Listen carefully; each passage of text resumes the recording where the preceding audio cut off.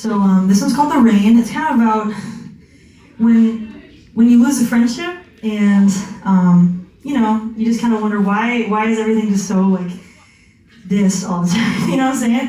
Like I wish this thing would go away, but it's not. And I wrote after losing a good friend of mine in high school, just we, you know, split ways, and I still thought about her for a really long time afterwards. So this is called The Rain.